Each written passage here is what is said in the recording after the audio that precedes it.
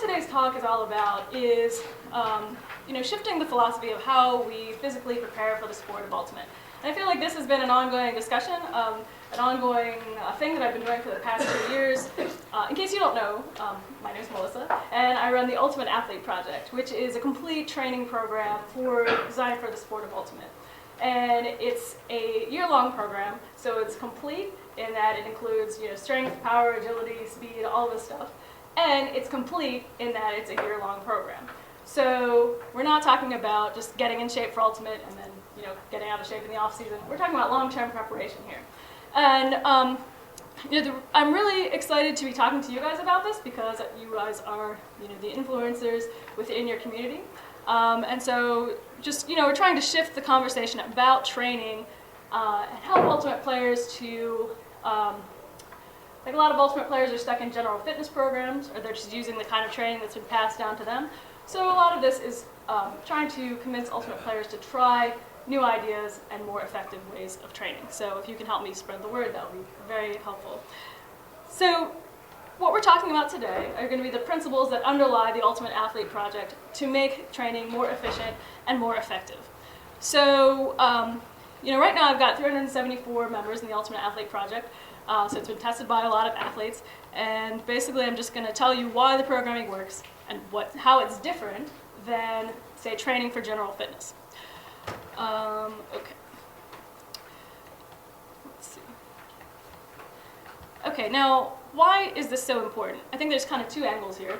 Like one, if you're an elite level player or you coach those who are, if we want ultimate to be taken seriously as a sport, I think it's important that the athletes within ultimate take themselves seriously as athletes and try to find out the most effective ways of training to increase their performance. But regardless if you're not an elite level player, it's important because if you are training in the most efficient and effective way possible, and others around you are not, you're going to have better results with either less work or just different kinds of work. So let's see, I think the best way to think about this is kind of this dichotomy of small chart. Okay, so we've got, let me slow down a little bit here. I have no idea if you can read this. So what this says is Gen Pop and athlete.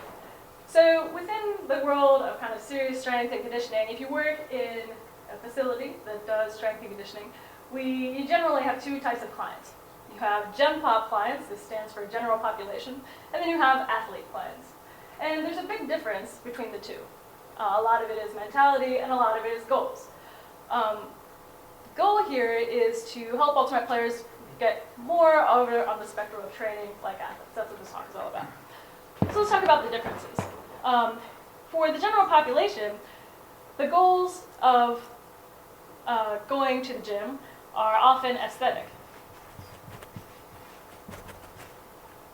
And the type of experience that they're looking for is getting a good workout.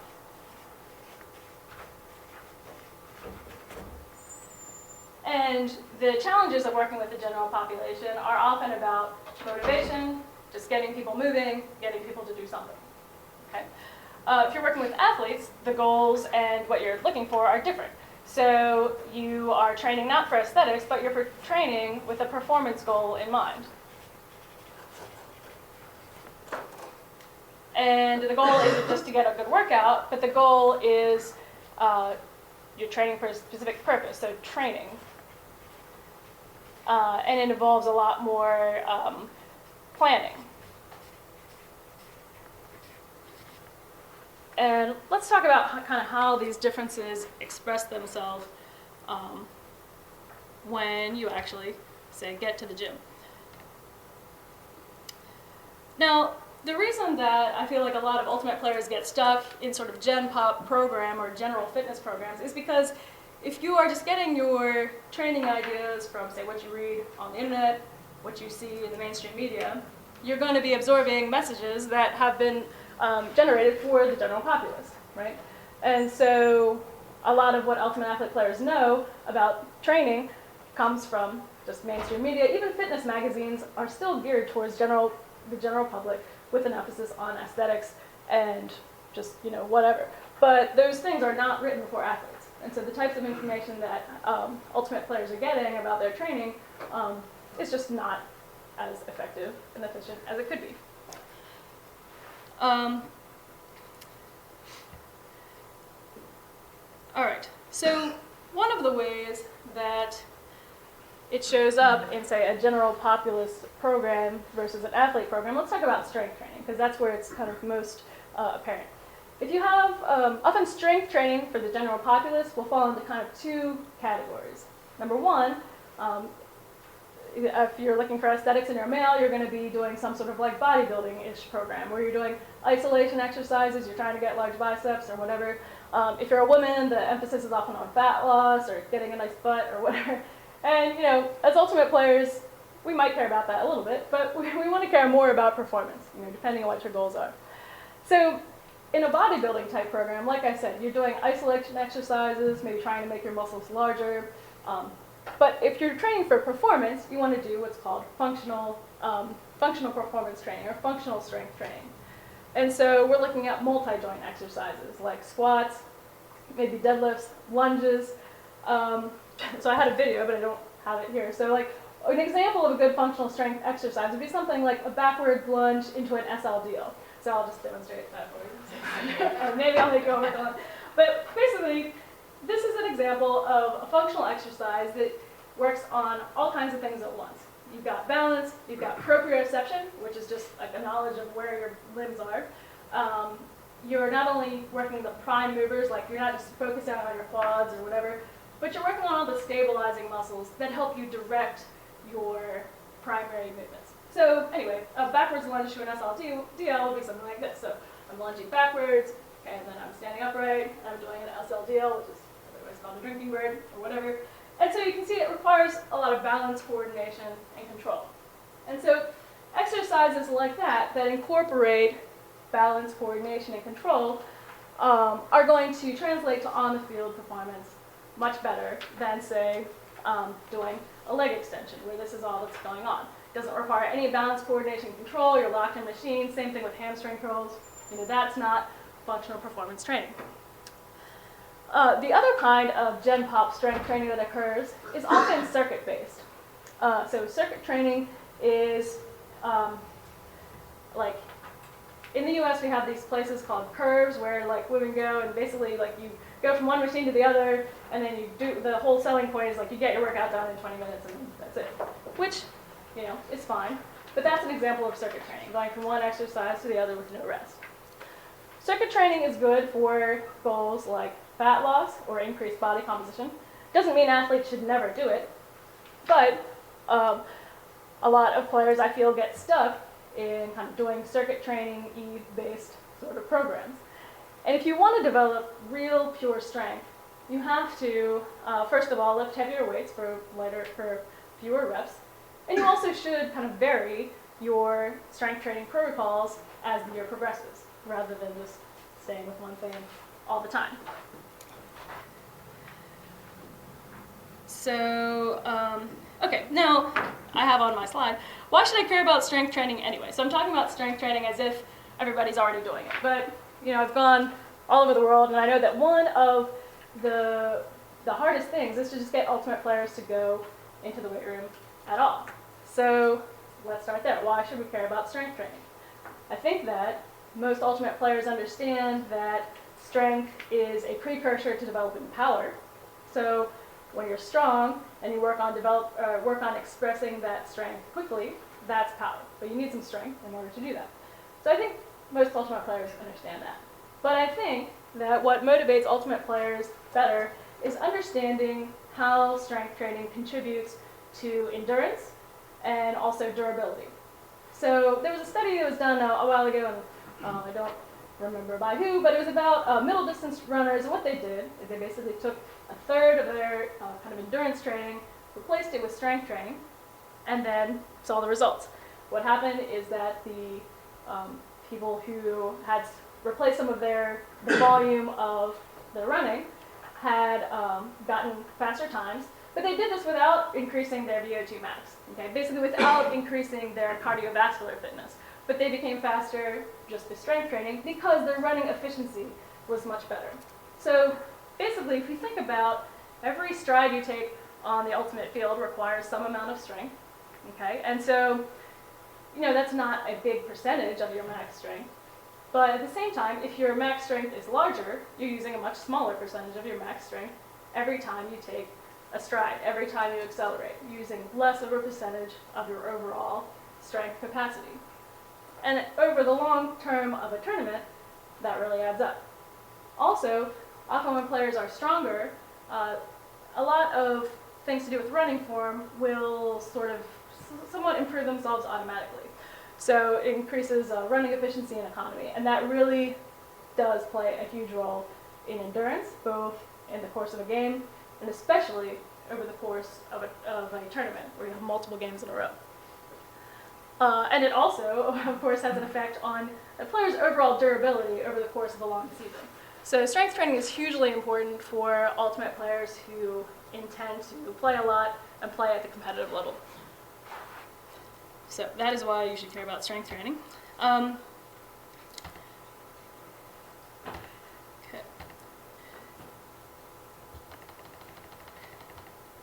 All right, so actually, all right, any quick questions so far? I felt like I sort of blazed through that material, but any questions about, yeah, what you should exactly do? When you're referring to strength training, are you talking specifically to a cycle of strength, like 5x5, or are you just being broad and not talking about any sort of periodization at the moment? Well, okay, so right when I was saying about if you want to develop pure strength, you need to be doing higher weights and lower reps. Like, yeah, so some part of your training should be doing that. So 5x5 is an example of a protocol that you can use. And for my ultimate players, I pretty much only go as about low as like 5 or 4 reps. Just there's always a trade-off between safety and efficacy as you go into higher weights and lower reps. And I feel like 5 reps is a range that people are pretty comfortable with and can execute with good form. So I do like that rep range. I guess what I was just saying is that you know, even getting players to do anything less than 8 reps is often a struggle. Like, they just want to be in the, well, a lot of ultimate players want like body weight protocols or something like that because they don't have access to a gym, which I totally understand.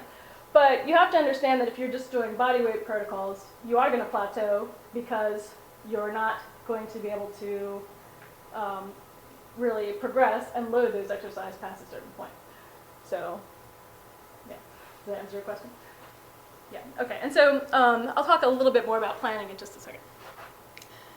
Okay, other questions related to any of that? Okay, so let's see. Okay, I'm going to read this quote by strength and conditioning coach Mark Ripito, which I think is really a great way of expressing this idea of you know, workout versus training. So I often get questions from the ultimate community about, like, is blah blah blah that I read on the internet a good workout for ultimate?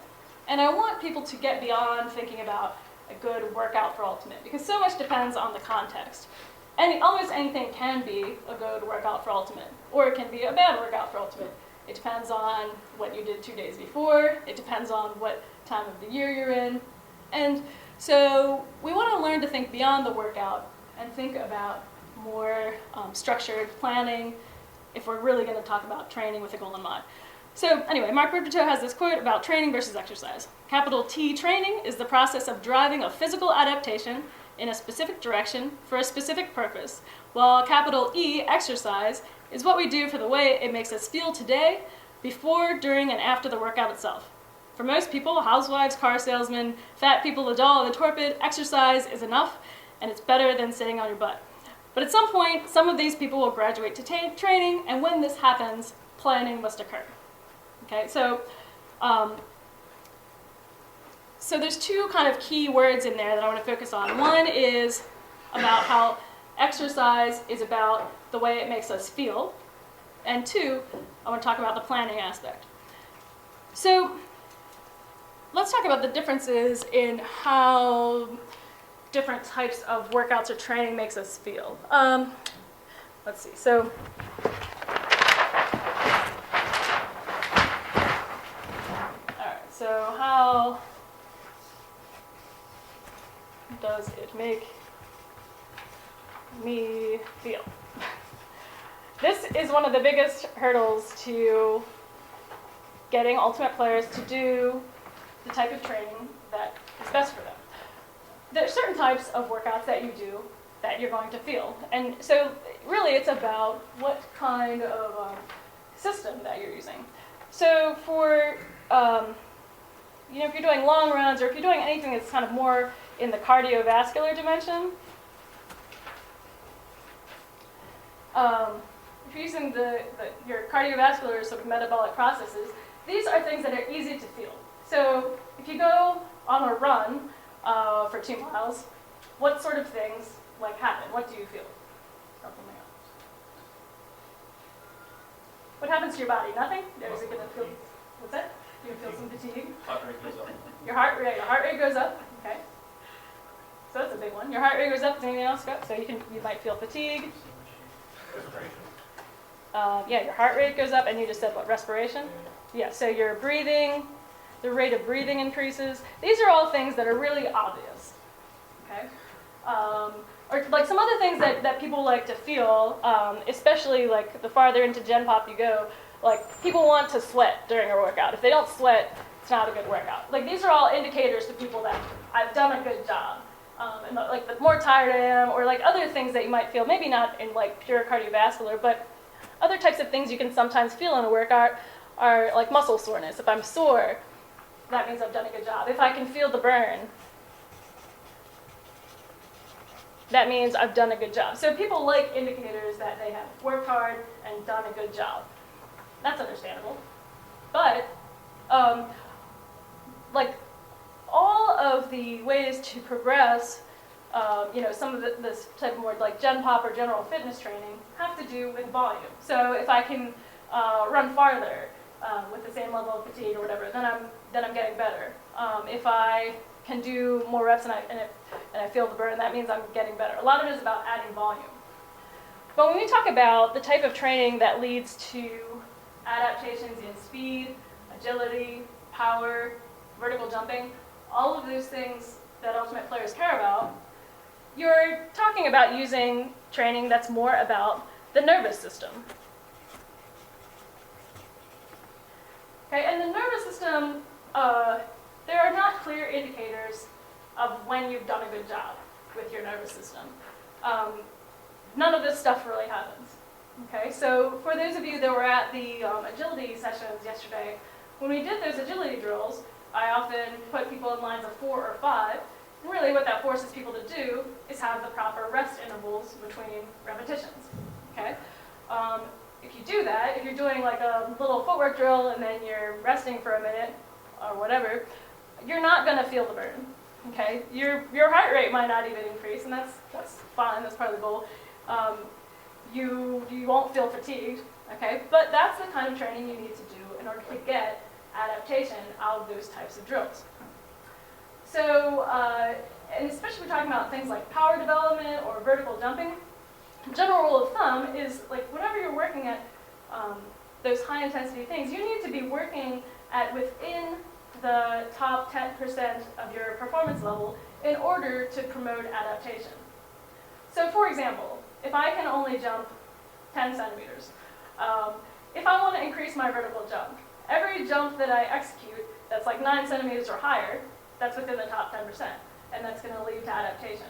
But any vertical jump I do that's less than that is not really going to lead to adaptation. It's just wasted time and wasted effort. So, so a lot of the stuff if we're training for, power and speed and agility, we got to be working at the top, basically the top 10%. And so we're not going to feel tired. So we want to avoid fatigue, really. If you're feeling tired, if your muscles are feeling tired, they're not going to be working within the top 10% of their ability. You're not going to be recruiting all of those muscle fibers that you need to recruit. I find often that it's this type of training where there's lots of rest between reps. There's no indicators here of like soreness and whatever. This type of training that ultimate players need most to increase their performance is often the type of training that they are least prone to do, because they, like the general populace, are sort of addicted to this kind of feeling and like just instant feedback, instant gratification. They've done a good job. And in some ways that's not really surprising. Since Ultimate is played tournament style, it does sort of draw a certain type of personality, perhaps.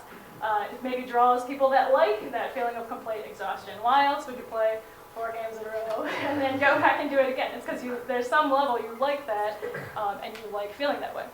So, but this is something we're always struggling against.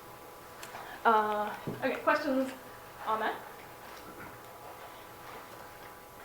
Okay. All right, so this is about, the how does it make me feel. The other part about switching from just exercising versus training is about the planning that occurs.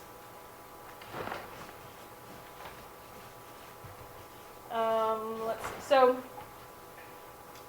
when you're working with the general populace, again, most of the struggle is getting them to move, getting them to come back to your training session, otherwise you're not going to make any money as a personal trainer. So you do things like you have to have a lot of variety in the exercises you're choosing. You have to keep things interesting. And basically you're just working towards overall general fitness, but you don't have a specific end in mind. It's just you're working towards helping someone change their lifestyle, but it doesn't matter whether they are fit in January versus October, it just doesn't matter. But if you are working on training with a specific goal in mind, well, you need to sort of take into consideration when you would like to be at your most peak level of performance. And you also care more about those athletic qualities like speed, power, vertical jumping, things like that. And if you've gotten beyond the level of general fitness, which most ultimate players are, then it's time to realize that you cannot improve on all of your athletic qualities all at the same time. So for a person that's going from couch potato to fitness, they can pretty much do anything, and anything will work, and they'll improve everything at once. Okay, they'll get a little stronger and a little bit more endurance and a little bit more powerful because they haven't done anything. Or same thing when you're young and you're developing. Pretty much the more stuff you do and the wider variety, the better. You just get better at everything because you're growing. But at some point in adulthood, when you have that general fitness level, you have to work harder in order to make gains in your power production and agility. And so you can't improve on everything all at the same time. So if you're training like an athlete, you just have to recognize that. So not all athletic qualities. This is terrible handwriting. Improve at once. And very small. So again, just not all athletic qualities can improve at the same time. You have to realize that in your planning. So in order to keep it simple, the best thing to do is just focus on 1, maybe 2 athletic qualities at a time. So you have to focus.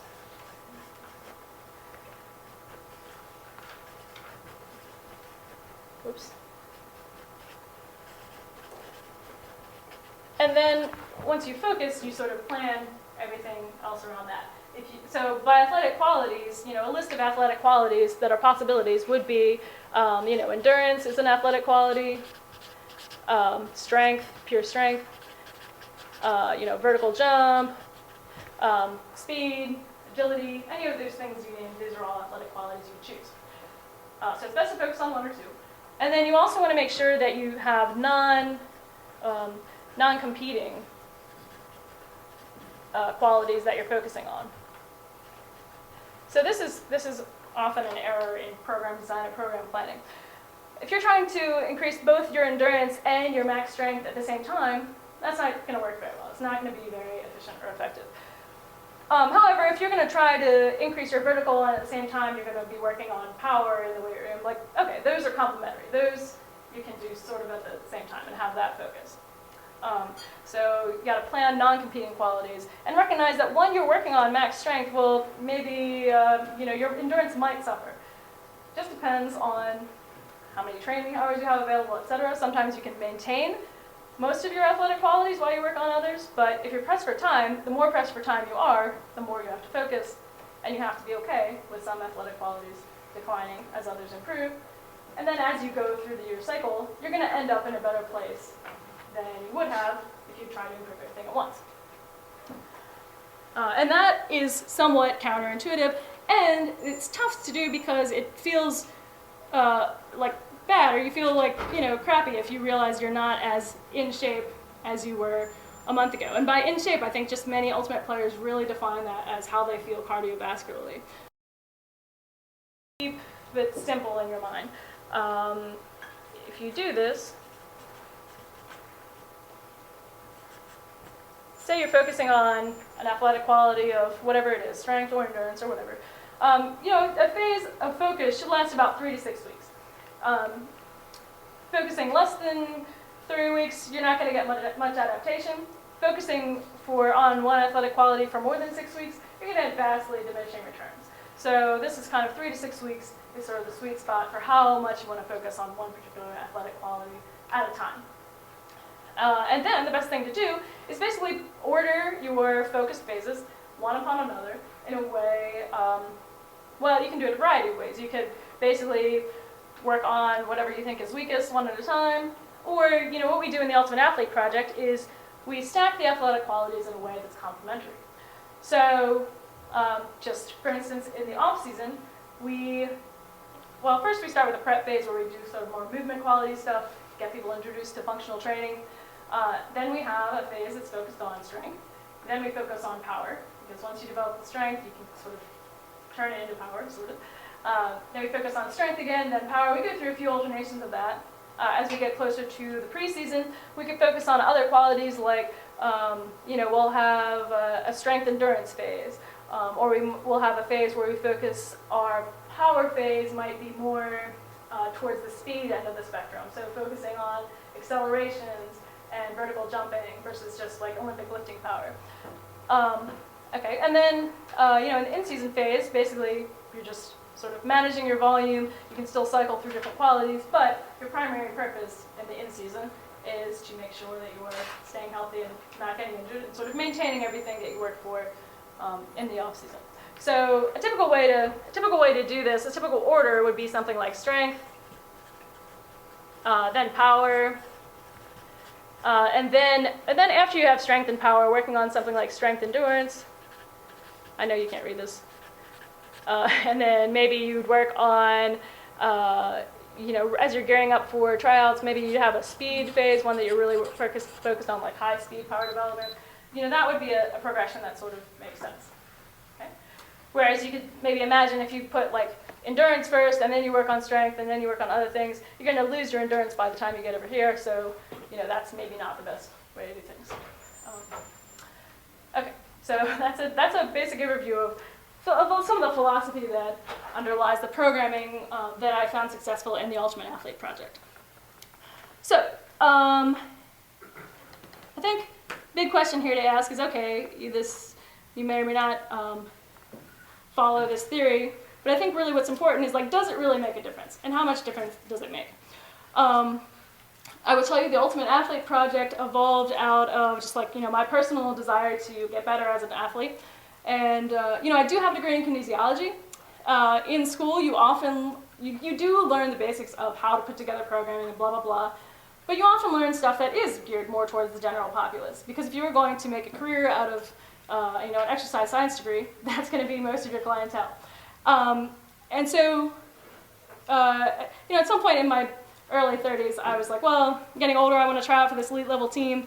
I'm going to need to do something a little extra in order to compete with people in their early 20s. Like, okay, I have this degree, I sort of have this knowledge, but how do I really put it to use? And some of this came out of an argument with a friend who was like talking about doing P90X and how he's like doing P90X for Ultimate. And I was like, well, like, do you really think like that's really, an athlete-focused program?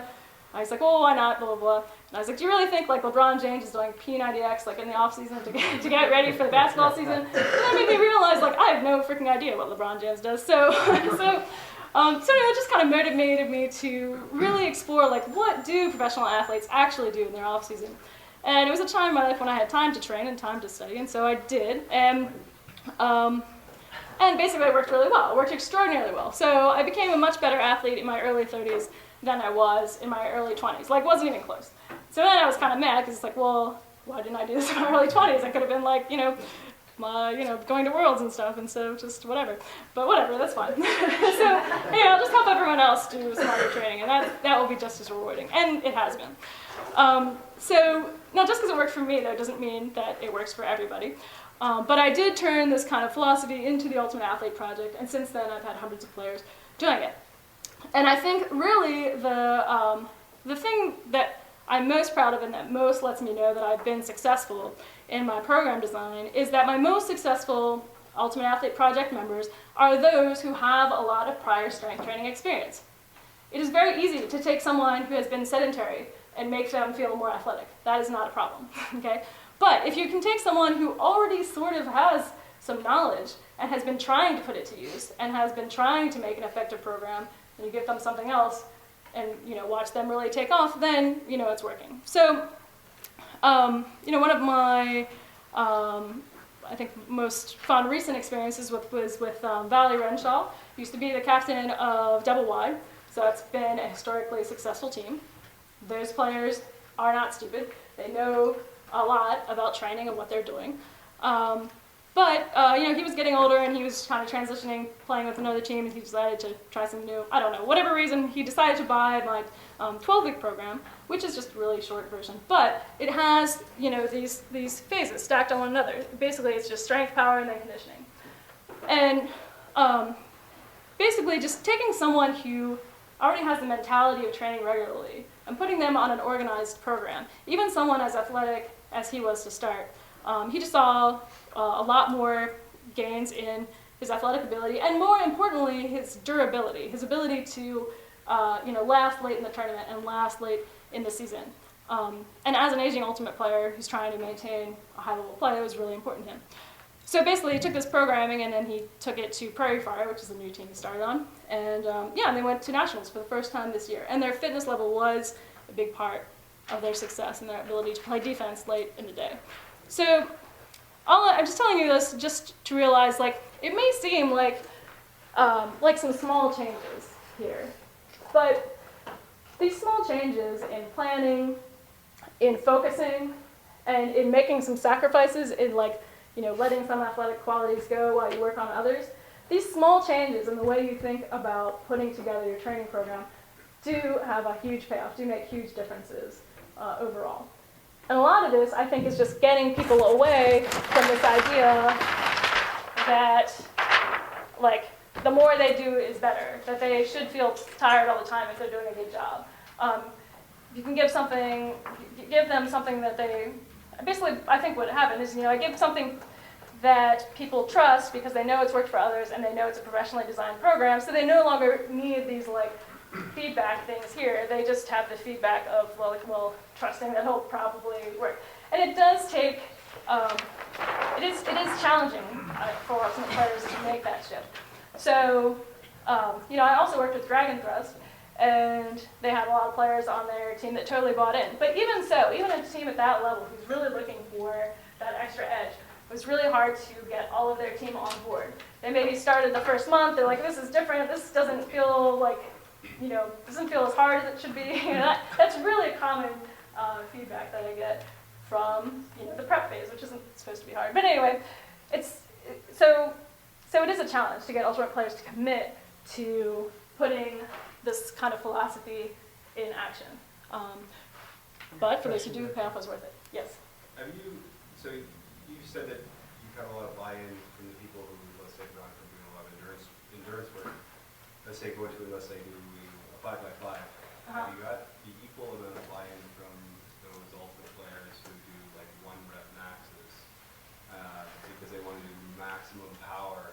And then you're saying, oh, wait a minute, now you actually have to kind of extend that out a little bit. I have had pretty much 0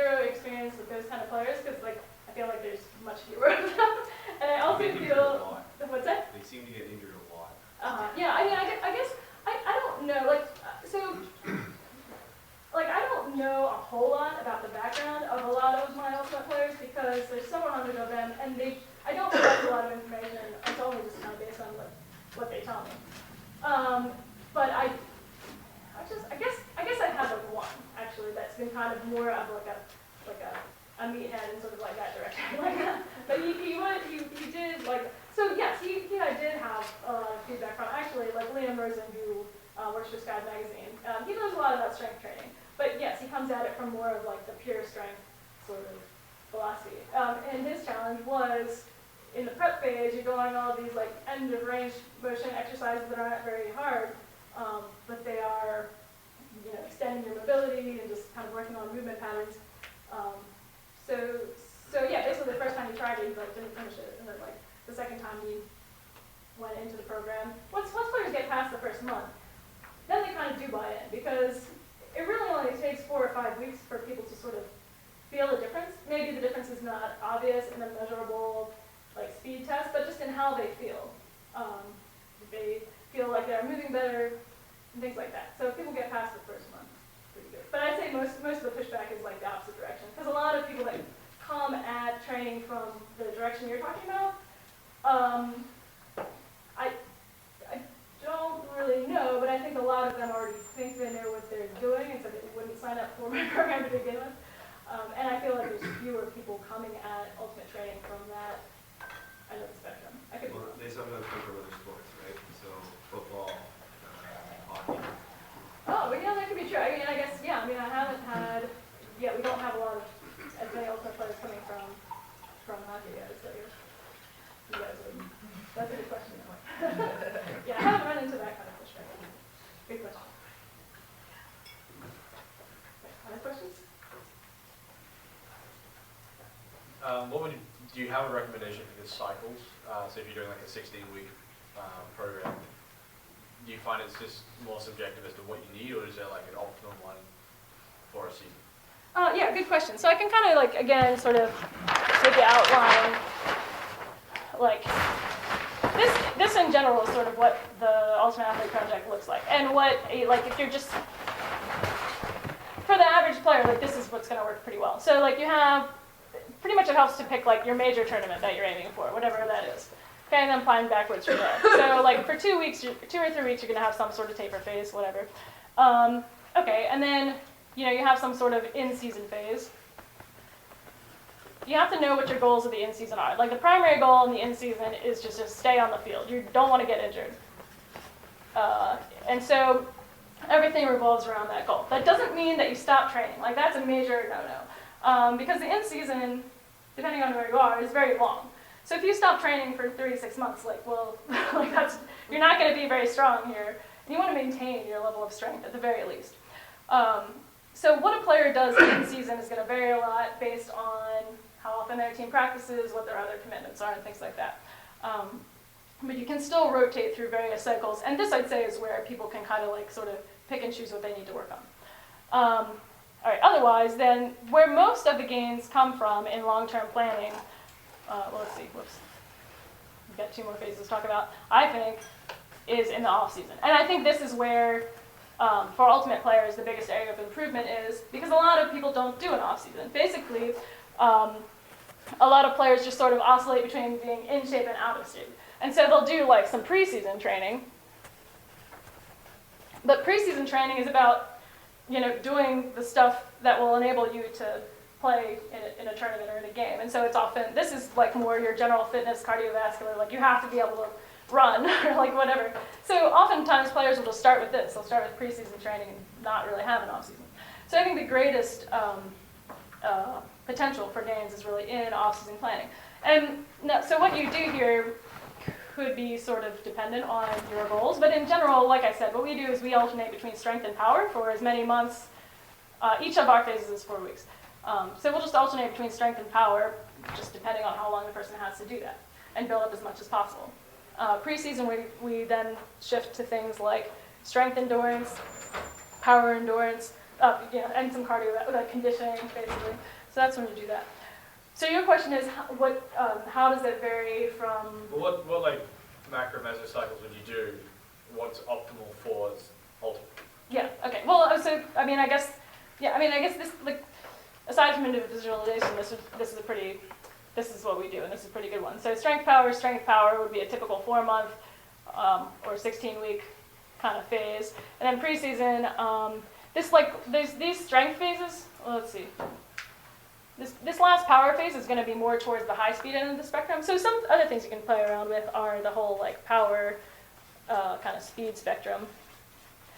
As you get closer to like the season or tryouts or like, you know, when you're starting in-season training, the other thing you want to do is go from like higher, higher